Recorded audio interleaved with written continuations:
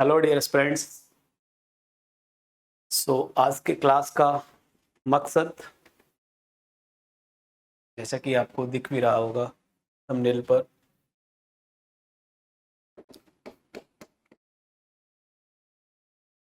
What to do after UPSC prelims. ठीक है, there is a big question mark कि अब इसके बाद करें क्या। आज का class is basically focused for those aspirants जिन्होंने ये प्रीलिम्स अटेम्प्ट किया था।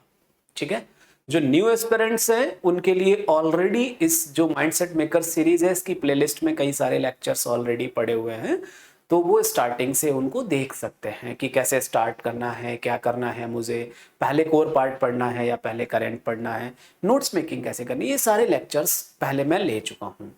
आज के लेक्चर का जो उद्देश्य है, जो पर्पस है, वो ये है कि जिन लोगों ने ये पहला प्रीलिम्स अटेम्प्ट किया था, हो सकता है आपका प्रीलिम्स हो रहा हो सकता है आपका नहीं हो रहा है, हो सकता है आप बाउंड्री पर हैं, आप अभी क्लियर नहीं कर पा रहे हैं कि आपको होगा या नहीं होगा, और हो सकता है कि ये 3-4 अटेम्प्ट्स का फेल्योर हो। तो इस लेक्चर को लेने का जो मेरा मकसद है वो ये है, जैसा कि जो फॉलोअर्स हैं या जो स्टूडेंट्स हैं जो मुझसे कनेक्टेड हैं वो जानते हैं इस चीज़ को कि रेगुलर मेंटरिंग के थ्रू बच्चों के कॉल्स मैं लेता हूं, उनके साथ बात करता हूं। जो बच्चे मुझसे मिलना चाहते हैं वो निर्माण आईएएस में आकर मुझसे मिलते हैं।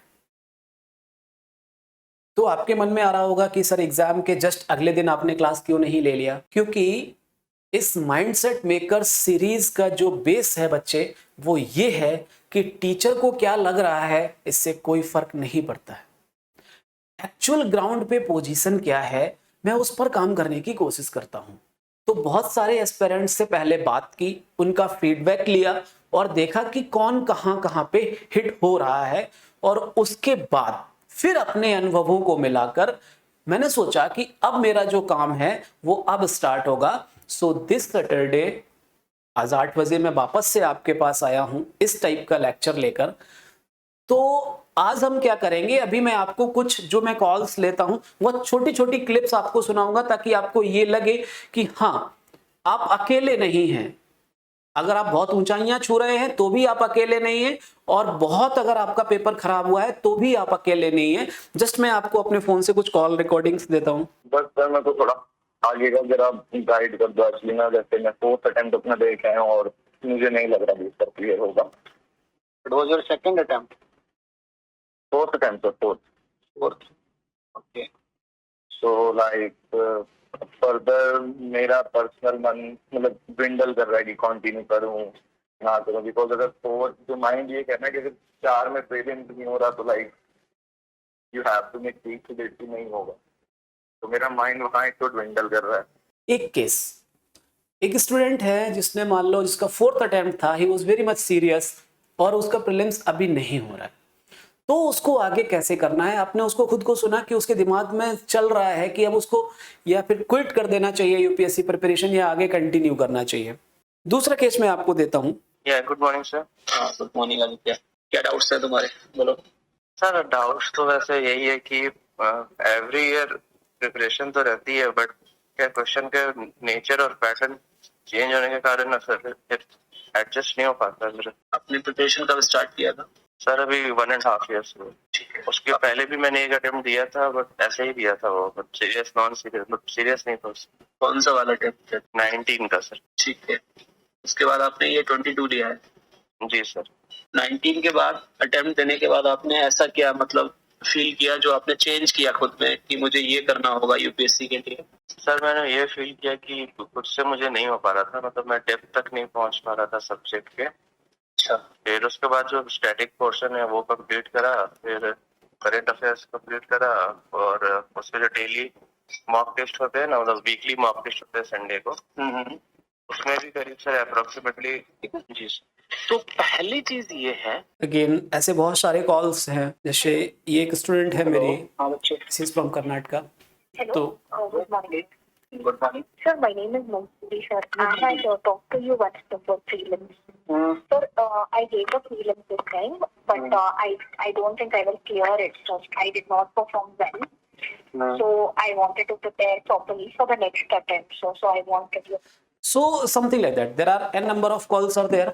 ठीक है, अब आप लोग चाहें तो अगर आपका टाइम बहुत प्रीशियस है तो आप इन कॉल्स को स्किप करके आगे बढ़ सकते हैं, लेकिन एज ए मेंटर मैं आपसे ये कहूंगा कि किसी भी प्रिपरेशन में जब आप आगे बढ़ते हैं, आपको उस प्रिपरेशन में किन लोगों ने क्या क्या एक्सपीरियंसेस गेन किए, क्या हर्डल्स उनके सामने रहे, आपको उन पर गौर करना चाहिए, so that you yourself do not make the same mistakes, do not create the same nonsense in your life. तो ये कॉल सुनाने का मकसद ये था। तो अब आपको समझ आया होगा कि प्रीलिम्स 2022 के बाद हमारे पास डिफरेंट कैटेगरीज ऑफ एस्पिरेंट हैं। इसके अंदर मैं डाल रहा हूं, मान लो किसी का फर्स्ट अटेम्प्ट था और उसने अच्छा स्कोर नहीं कर पाया, ठीक है। किसी ने 2-3 अटेम्प्ट दे लिए हैं लेकिन फिर भी प्रीलिम्स क्वालिफाई नहीं हो पा रहा है।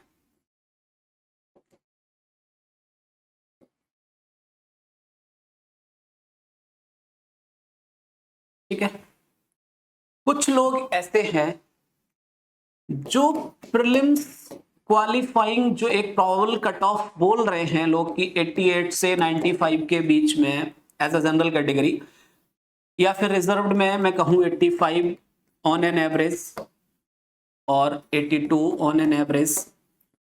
कुछ कैटेगरी ऑफ एस्पिरेंट ये भी हैं जो बाउंड्री पर हैं, जिनका स्कोर इस कैटेगरी में आ रहा है, और कुछ एस्पिरेंट्स ऐसे हैं जो प्रीलिम्स क्वालिफाई कर रहे हैं। मतलब अब मैं नाम ओपन नहीं करूंगा due to privacy. One of the students is scoring 115 also. एक स्टूडेंट का 100 और 112 के बीच में भी बन रहा है। तो ये स्टूडेंट्स ऐसे हैं कि उनका प्रीलिम्स श्योर है कि उनका हो जाएगा। जो लोग बाउंड्री पर हैं उन्हें अब क्या करना चाहिए, जो लोग इस टाइप के हैं इनको क्या करना चाहिए और इनको क्या करना चाहिए। हो सकता है लेक्चर आज बहुत जल्दी खत्म हो जाए, हो सकता है बहुत देर में खत्म हो, ये डिपेंड करेगा हमारी और आपकी कनेक्टिविटी आज कैसे हो पा रही है।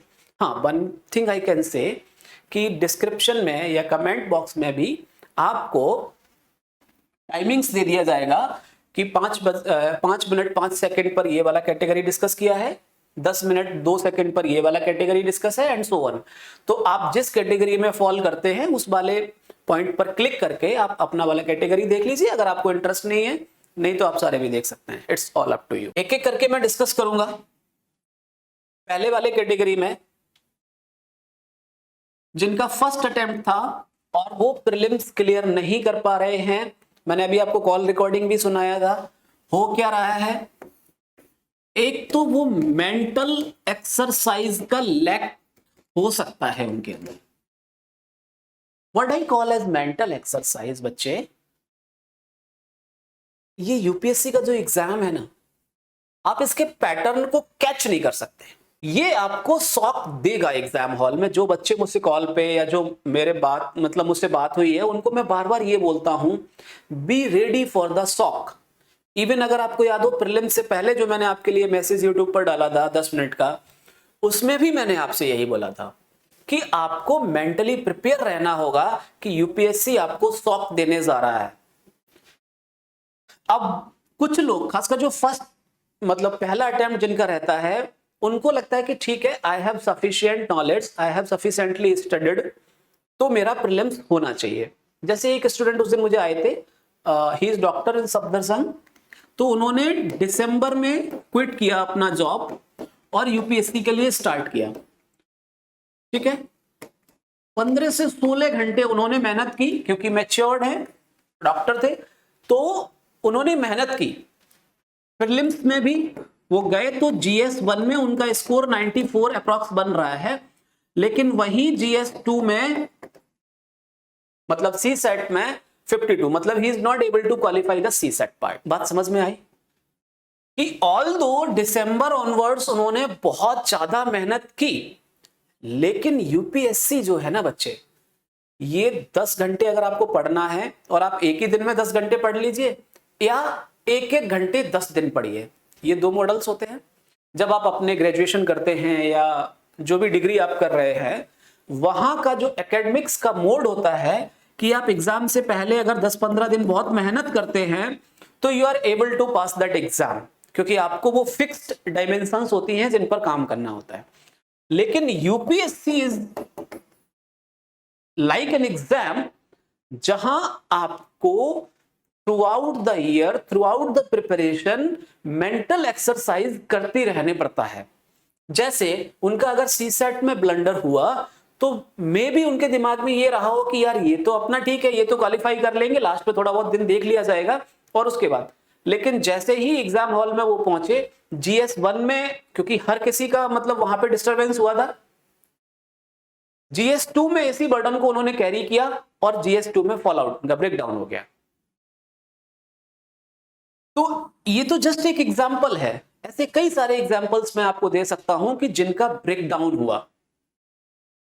कुछ लोगों का सीरीज में, जो मैंने पिछले वाले लेक्चर में भी बोला था, प्रीलिम से पहले वाले में, कुछ लोगों को इकोनॉमिक्स हो सकता है बहुत अच्छा हो, इकोनॉमिक्स के क्वेश्चन ए सीरीज के जैसे मेरे पास पेपर था जो मैंने सॉल्व किया था, हो सकता है वो कन्वीनियंट उनके लिए रहा हो इकोनॉमिक्स वाला सेक्शन और उनका कॉन्फिडेंस बूस्ट कर गया, अगले 10 मिनट बाद वो अच्छे से परफॉर्म कर पाए।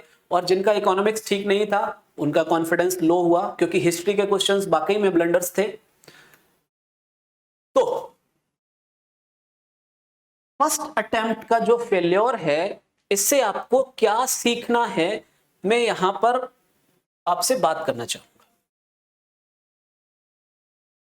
पहली चीज, क्विट नहीं करना है। अपनी गलतियों को या अपने जो वीक पॉइंट्स हैं उन पर काम करना है। जैसे ये जो स्टूडेंट हैं, जो डॉक्टर थे, जो उस दिन परसों ही शायद अपने फादर के साथ मुझसे मिलने आए थे, तो मैंने उनको सजेस्ट किया कि आप एक फ्रेशर, भूल जाइए कि पिछली बार आपने क्या अनुभव आपको प्राप्त हुआ, क्या आपने पढ़ लिया था, कितने चैप्टर रह गए थे, क्या वहीं से स्टार्ट कर दूं, नहीं। Treat your self like a fresher, sorry. कहने का मतलब यह है, अगले पूरे साल आप अपनी पढ़ाई को ऐसे कीजिए जैसे आपने ज्योग्राफी पढ़ा ही नहीं था। चैप्टर 1 से स्टार्ट कीजिए, पीवाईक्यूज देखिए, फिर चैप्टर 1 का एनालिसिस कीजिए, फिर पीवाईक्यू का एनालिसिस कीजिए। ये साइकिल मैंने जो रिवर्स्ड गियर एस्पिरेंट्स वाला लेक्चर है, जो व्हाइट टी शर्ट में इस प्लेलिस्ट में आपको दिख जाएगा, जिसको शुरुआत करनी है वो उस लेक्चर को जरूर देखे जाके, वैसे मैं कमेंट बॉक्स में भी इसको पिन करवा दूंगा। उस लेक्चर को देखिए, फ्रेशली कैसे कोर पार्ट पे फोकस करना है, reading, PYQ, analysing, PYQ analysis. ये साइकिल मैं बोलता हूं हर बच्चे को, कोई भी चैप्टर के लिए, कोई भी टॉपिक के लिए, इसको फॉलो कीजिए। आपने जो पिछले साल मेहनत की थी, पिछले 6 महीने, 8 महीने, 10 महीने, वो बेकार नहीं जाएगी, वो आपका इन्वेस्टमेंट है बच्चे।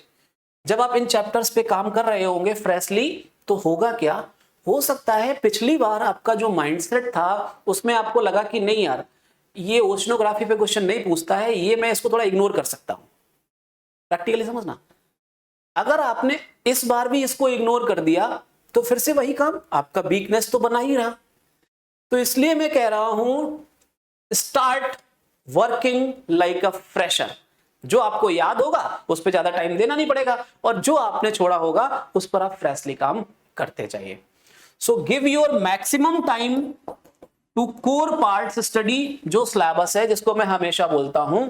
और शाम के टाइम या हार्डली आप आधा से 1 घंटे, मान लीजिए अगले 4 महीने आप कोर पार्ट पर काम कर रहे हैं, history, economics, geography, polity and all, तो आप करंट अफेयर्स हार्डली 20 से 30 मिनट्स दे सकते हैं। अभी जस्ट न्यूज़पेपर पढ़ते रहिए। जब ये सारी चीजें हो जाएंगी उसके बाद, और कोई अगर आप मंथली मैगजीन फॉलो करते हैं तो उस मंथली मैगजीन को फिर कंपाइल कर लीजिए, लास्ट में जैसे मैगजीन आती है। कहने का मतलब यह है कि स्टार्टिंग के अभी 3-4 महीने आप करंट अफेयर्स पे बहुत ज्यादा टाइम मत दीजिए, पहले कोर पार्ट को क्लियर कीजिए अपना। क्लियर है? फिर 3-4 महीने बाद जैसे ही आपको इसमें कॉन्फिडेंस आएगा, फिर धीरे धीरे आप शिफ्ट हो जाइए। जैसे आपने सारे टॉपिक्स जब पढ़ लिए तो फिर आंसर राइटिंग की ओर मूव कर सकते हैं, क्योंकि प्रीवियस ईयर क्वेश्चंस तो आप देख ही रहे हैं कि किस हिसाब से पूछा जा रहा है। बात समझ पा रहे हैं? चलो, अब कुछ लोगों को ये ख्याल आ रहा होगा कि सर ये सब तो ठीक है, पर ये कब तक करेंगे? क्योंकि कल ही मेरे एक student Simona, she is working in the Capgemini data analyst, तो शी वाज टेलिंग कि सर इतना क्या वापस से फिर करेंगे, बहुत बोर फील होता है। तो दोस्त, जिस एग्जाम के लिए आपने डिसाइड किया है उसमें बोर फील होना तय है। मैं हमेशा अपने बच्चों को बोलता हूं कि अगर इस एग्जाम के प्रोसेस में आपको मजा आने लगा तो एक बार रुकिए, अपने आप से पूछिए कि आप कहीं गलत ट्रैक पे तो नहीं है। हर दिन आपको 10 घंटे पढ़ के, न्यूज़पेपर पढ़ के, ये सब पढ़ के मजा आ रहा है, इसका मतलब आप कोर पार्ट से कंप्रोमाइज कर रहे हैं और अल्टीमेटली एग्जाम हॉल में जाके आपका ब्रेकडाउन होना तय है। तो यूपीएससी का जो डिमांड है, नॉलेज प्लस परफेक्ट स्ट्रेटजी, रट्टा प्लस कॉन्सेप्चुअल अंडरस्टैंडिंग, दोनों का डिमांड है। तो आपको अगर यूपीएससी का एग्जाम देना है तो यूपीएससी के हिसाब से काम करना ही होगा, otherwise you can quit the preparation. आप सोचें कि मैंने आईआईटी क्वालिफाई किया था और उसी स्ट्रेटजी से यूपीएससी कर लूंगा, नहीं होगा, लिख कर ले लीजिए। हर एग्जाम का अपना डिमांड होता है। बीइंग एन आईआईटीएन, अगर मुझसे कोई कहे कि ये ग्रुप डी लेवल का एग्जाम है, आप इसको क्वालिफाई कर दीजिए, ईमानदारी से कहूं मुझसे नहीं होगा। क्यों नहीं होगा? क्योंकि उस एग्जाम की डिमांड उसकी अपनी होगी, मुझे उसके हिसाब से पहले काम करना होगा, तब मैं उस एग्जाम को क्वालिफाई करने लायक बनूंगा। तो अगर आपको ऐसा लगता है कि मुझे बोर्डम फील होगा, तो I will suggest quit the UPSC, honestly speaking. Otherwise what is the demand of the UPSC, you will have to address that demand. Clear है अभी आपको? I will say like a fresher कैसे start करना है, नीचे lecture का link भी मैं पिन करा दूंगा, उसको देख के आप कंटिन्यू कर जाइए, जिसमें मैंने रिवर्स गियर एस्पिरेंट्स करके एक टर्मिनोलॉजी यूज की है, आप उसको फॉलो कर सकते हैं। ठीक है? So you may have now, कल ही जैसे यशवीर निर्मल साइड क्लासरूम स्टूडेंट्स ही हैं, वो आए थे मिलने, तो उनको ऑप्शनल भी अपना स्विच करना है कि पिछले वाले में नहीं मजा आया। तो if you want to discuss about optional, how to switch and all, इसके बारे में भी मैं ऑलरेडी डिस्कस कर चुका हूं। फिर भी अगर आपको लगता है तो आप मुझसे बात कर सकते हैं, जो स्क्रीन पर नंबर दिख रहा है, उसकी स्टोरी हम बाद में, आज का वो थीम नहीं है ऑप्शनल।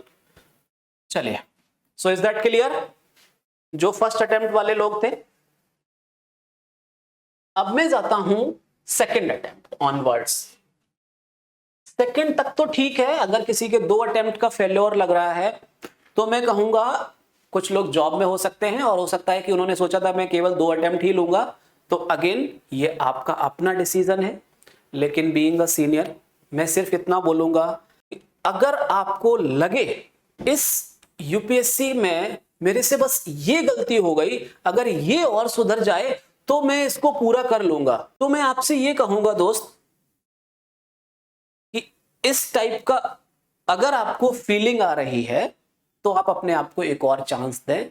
अदरवाइज जबरदस्ती अपने जो आपका टैलेंट है, जहां आप जॉब कर रहे थे, उससे कंप्रोमाइज करके और इस प्रोसेस में बने रहने का ऑनेस्टली स्पीकिंग कोई फायदा नहीं है। आप एक गैप ले सकते हैं। सो जिनका 2 अटेम्प्ट के बाद फेल्योर है, या जैसे मैंने अभी एक स्टूडेंट का आपको कॉल भी सुनाया था, उनको मेरा सजेशन ये रहेगा कि इधर you can go for a break, कि मैं चलो 1-2 साल का, 2-3 साल का ब्रेक लेता हूं, एज वाइज अगर आपके पास चांस है तो, और कंटिन्यू द प्रिपरेशन। अगर आप ब्रेक लेना चाहते हैं, फाइन, वापस से यूपीएससी में आए, बहुत सारे लोगों ने ऐसा किया है, और इसका अगर अनुभव आपको चाहिए तो इन डिटेल में आप मुझसे बात कर सकते हैं। हाँ, मैं ये कह सकता हूं कि ये पॉसिबल होता है। ठीक है? ब्रेक लेके आप फ्रेशली स्टार्ट करते हैं, जो अभी कैटेगरी 1 में मैंने फ्रेश स्टार्ट बताया था, आप फ्रेश स्टार्ट करते हैं, ऑब्वियसली आपके पास मैच्योरिटी होती है, एंड दैट हेल्प्स यू।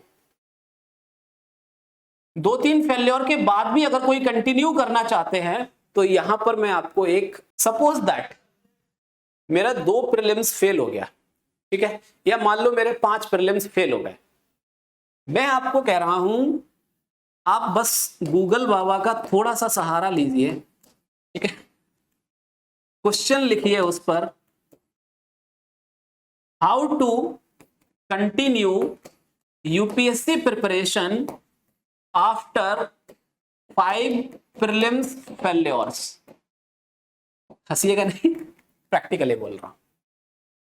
5 लगातार prelim failure, 4 prelim failure, 3 prelim failure करने के बाद मुझे कैसे कंटिन्यू करना चाहिए। जैसे ही आप गूगल बाबा पे ये टाइप करेंगे, आपको लोगों के अनुभव, एक्सपीरियंसेस यहां मिलने लगेंगे कि किसी ने 4 अटेम्प्ट के बाद कैसे सरवाइव किया, अपने आप को कैसे स्ट्रेटेजाइज किया। तो I will suggest you, don't think कि I am a mentor, so whatever I am saying that you have to follow. I always say I am just a good student and want be a good teacher, जब तक मैं पढ़ा सकता हूं तब तक। तो दोस्त, ये मैं आपकी हेल्प कर सकता हूं कि अगर आपको कंटिन्यू करना है तो I will suggest for next 2-3-5 days इस टाइप के कोरा पर आंसर्स, या जहां भी इनके अपने एक्सपीरियंसेस आपको मिल सकते हैं, इन लोगों के एक्सपीरियंसेस को समझिए, देखिए, पढ़िए और फिर अपने आप को दोबारा से इस प्रोसेस में लाइए। इस प्रोसेस में लाकर एक फ्रेश स्टार्ट कैसे किया जाएगा, तो वो वही है जो कैटेगरी 1 के एस्पिरेंट्स के लिए मैंने आपको बोला है। कोर पार्ट पर वापस से चैप्टर 1 से स्टार्ट कीजिए एंड सो ऑन। क्लियर है अभी आपको बात? चलिए आगे बढ़े। द नेक्स्ट कैटेगरी इज जो लोग बॉर्डर पर हैं, मतलब जिनका स्कोर 85 से 95 में वेरी कर रहा है अलग अलग आंसर कीज के हिसाब से, उनको क्या करना है, ध्यान से सुन लीजिए। आजकल यूपीएससी लगभग 20 दिन में रिजल्ट्स दे ही देता है, ठीक है। इन सारी चीजों को फेस करके जो मैंने सीखा है, मैं उसी अनुभव पर आपको बताऊंगा दोस्त, कि नेक्स्ट 20 डेज, 4-5 दिन तो गए, अगले 15 दिन आपकी लाइफ के मोस्ट क्रूशियल डेज होने वाले हैं। Most crucial days I am saying. I know आपके दिमाग में लगातार कंफ्यूजन रहेगा कि मेरा ए आंसर की से ऐसा बन रहा है, बी से ऐसा बन रहा है। मैं आपको सजेस्ट करता हूं कि अगले 15 दिन आप किसी एक टॉपिक पर जबरदस्त काम कीजिए। वो हो सकता है आपका ऑप्शनल हो सकता है आप GS4 पर काम करने चाहें, ठीक है। मैक्सिमम लोग ऑप्शनल पर जाते हैं। तो अगले 15 दिन, चूंकि आप अभी श्योर नहीं है कि रिजल्ट होगा या नहीं होगा, तो मैं कहूंगा अगले 15 दिन आप एक टॉपिक को कंप्लीट डेडिकेशन के साथ, कि मुझे यह तैयार करना ही है, इस बार अगर होगा तो मेरे को प्लस प्लस है, अगर नहीं हुआ तो भी मेरी तैयारी में ये चाहिए तो था ही। हाँ, जिसका लास्ट अटेम्प्ट है फिर तो कुछ कह ही नहीं सकते ना, फिर तो फ्री होगा, फिर तो कुछ भी आपको खोने को है ही नहीं। और अगर आपका प्रीलिम्स हो गया और आपने ये 15 दिन यूटिलाइज नहीं किए अगर, तो दोस्त आपसे ज्यादा दुखी प्राणी इस दुनिया में कोई नहीं होगा। क्योंकि प्रीलिम्स और मेंस के बीच का जो ये ड्यूरेशन होता है, इसमें जो खुद को यूटिलाइज करता है मैक्सिमम, ही और C is the ultimate winner. A person जो डायलेमा में रह के दिन रात सोचते रहते हैं कि होगा कि नहीं होगा, इस आंसर की को देखें, उस आंसर की को देखें, यूट्यूब वीडियोस देखें, अल्टीमेटली वो 20 दिन लूज कर देते हैं। और जैसे ही आपने ये 20 दिन लूज किए, फिर आपको कोई भी मेंस में नहीं बचा सकता। ये चीज क्लियर है, ठीक है। तो अगले जो कंफ्यूजन वाले दिन हैं, थॉट्स आएंगे, नेगेटिव थॉट्स आएंगे, उनको आने दीजिए, क्योंकि हर विचार अपना समय लेकर आता है, मैं कई बार बोल चुका हूं। तो उतनी देर वो परेशान करेगा, लेकिन आपका टारगेट होना चाहिए कि अगले 15 दिन मैंने जीवन में जितनी मेहनत की है पीछे, उससे ज्यादा मेहनत करूंगा। मैं किसी ना किसी एक टॉपिक को तो कंप्लीट करके रखूंगा, सो दैट अगर मेरा हो गया तो वेल एंड गुड, नहीं हुआ तो भी it will be my investment. Getting my point? चलो,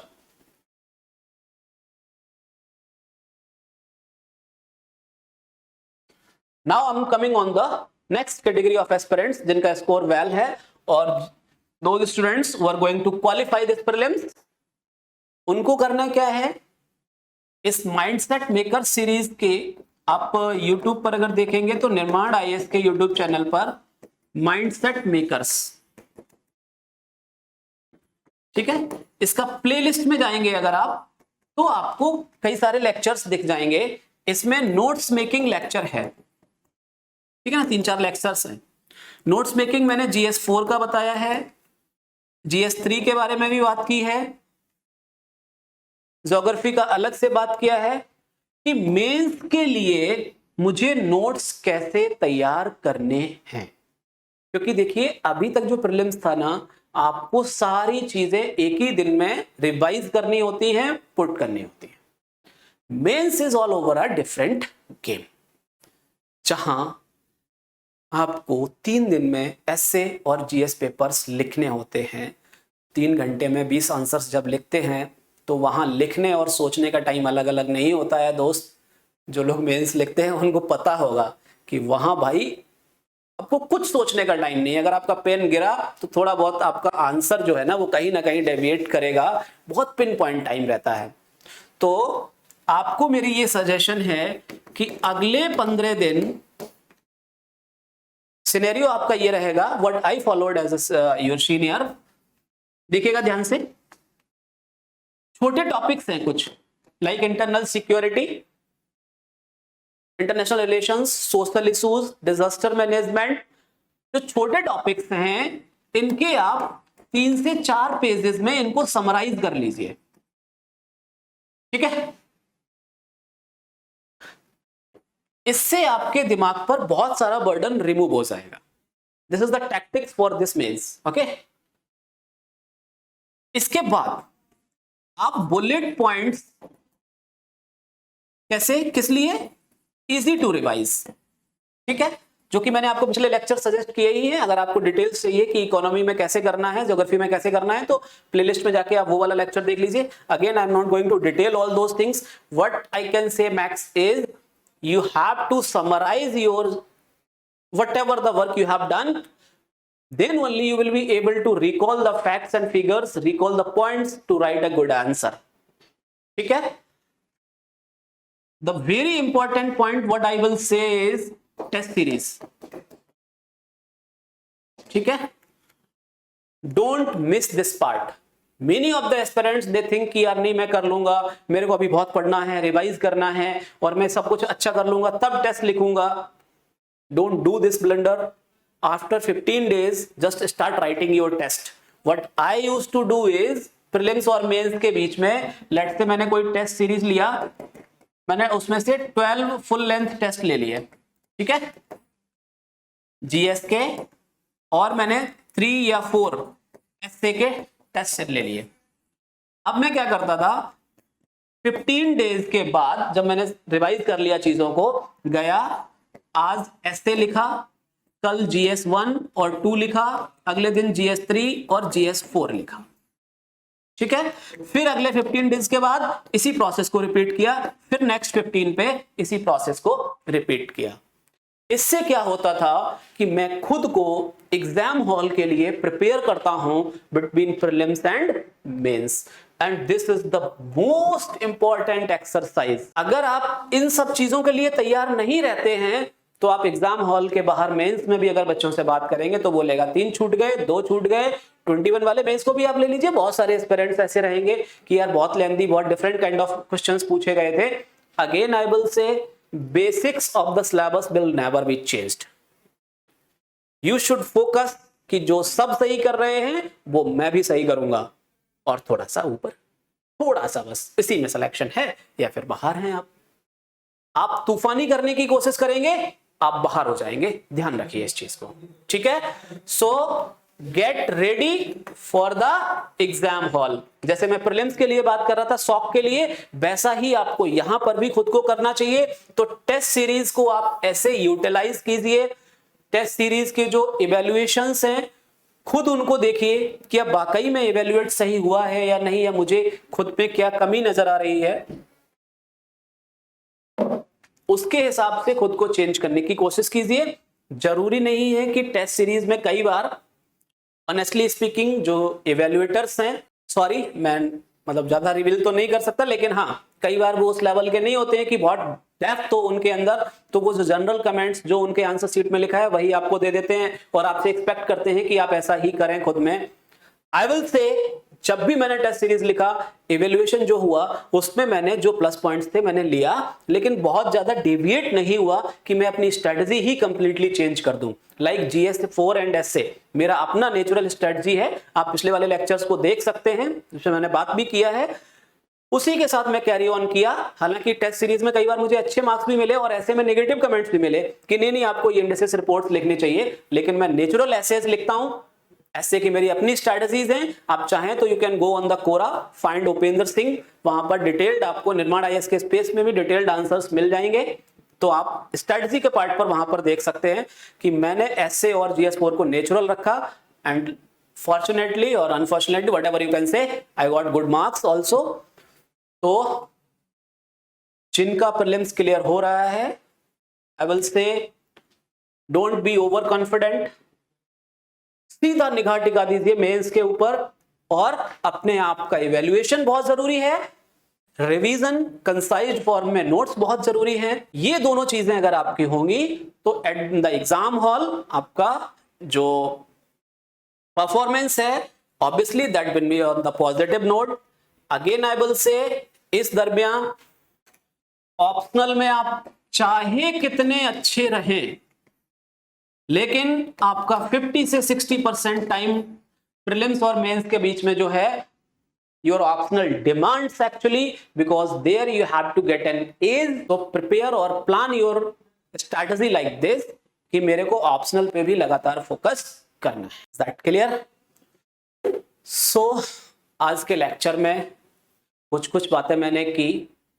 हाँ, बहुत सारी कैटेगरीज को मैंने बहुत डिटेल में नहीं ले गया कि अगर क्विट करना है तो मेरे पास क्या क्या ऑप्शंस हो सकते हैं, लाइक मैं PCS ट्राई करूं या मैं अपने कॉर्पोरेट सेक्टर में जॉब में जाऊं या मैं मास्टर्स परस्यू करूं, इस टाइप के क्वेश्चंस की भी डीलिंग हो सकती है। लेकिन at this point of lecture I don't find those adequate और appropriate here. Still if you think कि अगर आपको ऐसी कोई डाउट्स हैं तो जो स्क्रीन पर नंबर दिख रहा है आप मुझसे बात कर सकते हैं। I will try to solve all your queries. So hope each of the categories will get a positive vibe from the lecture. How to start again? The last note is paper को देखकर अपने resources बदल देने वाले लोग resources ही बदलते रहेंगे, selection कभी नहीं होगा। रिसोर्सेस वही रखना है, केवल जो कठिन सवाल थे 50 उन पर तो टीचर्स फोकस करें, क्योंकि वो अगर सरल पढ़ाएंगे तो आप पढ़ेंगे कैसे उनसे। तो दोस्त, प्रीलिम्स क्वालिफाई करने का एक ही तरीका है कि जो सब सही कर रहे हैं वो मुझे भी सही करना है, और कोर पार्ट अगर मेरा अच्छा होगा तो no one can stop me from qualifying the prelims. तो जो बेसिक्स हैं उन पर टिके रहिए। Trend analysis coaching test series से नहीं होता है, प्रीवियस ईयर क्वेश्चंस रखिए। मैंने आपको तरीका भी बताया था, चैप्टर पढ़ा, लेट्स से आपने प्रस्तावना पढ़ी, चैप्टर प्रियम्बल पढ़ा, उसके PYQ देखिए, फिर से प्रियम्बल को एनालाइज कीजिए, फिर से PYQ एनालिसिस कीजिए, prelims as well as mains. ये आपको एक दिशा में, डायरेक्शन में स्टडी करवाता है कि यूपीएससी का डिमांड क्या है और मुझे कैसे इसके लिए तैयार होना है, मेंटल एक्सरसाइज करनी है कि एग्जाम हॉल में मुझे शॉक लग सकता है। तो एक तो होता है, लास्ट में मैंने बता दिया कि आपको कि यूपीएससी का नेचर ऐसा रहेगा कि शॉक लगेगा, और एक होता है कि through out the year of the preparation आप खुद को मेंटली ऐसा तैयार करते रहें, रैंडम क्वेश्चंस सॉल्व करते रहें, ताकि आपको खुद को एक मेंटल तैयारी रहे कि हाँ कुछ भी इधर उधर होगा तो मैं हैंडल करूंगा, मैनेज करूंगा, मुझे 48 से 50 क्वेश्चन ही तो करेक्ट करने हैं। तो कल को अगर आपको कोई कहता है कि हिस्ट्री में बहुत टफ क्वेश्चंस थे, ये साइंस टेक ये ऐसा था, सोर्स बदल दीजिए, मैं एक ही बात कहूंगा दोस्त, सोर्स नहीं बदलना है, केवल अपने को through out the year of preparation mental exercise ऐसी करनी है कि ये जो रैंडमनेस क्वेश्चंस में है आप इसमें से अपना बेस्ट निकाल पाए। 50-50 गैसिंग में किसी का सही हो रहा है। कल भी शायद कैलाश जी आए थे जो स्टूडेंट है, उनके मल्टीपल अटेम्प्ट्स थे, उन्होंने भी यही बोला कि सर ऐसा मेरा गलत हो जा रहा है हर बार 50-50 में, तो मैं उनसे कह रहा हूं कि लास्ट टाइम ये जो चीट कोड एलिमिनेशन टेक्निक सीखेंगे ना, तो ऐसा ही बैंड बजेगा आपका through out the year preparation. जब आप क्वेश्चंस एमसीक्यूज लगाते रहते हैं, हर दिन 10-15 एमसीक्यूज लगा रहे हैं, या हर हफ्ते में आपने 2 पेपर्स लगाए हैं, 1 पेपर लगाया है, तो आपके अंदर एक गट, एक फीलिंग डेवलप होती है कि मेरी खुद की स्ट्रेटजीज क्या होंगी। क्लियर है? ये मैं बार बार बोलता रहा हूं।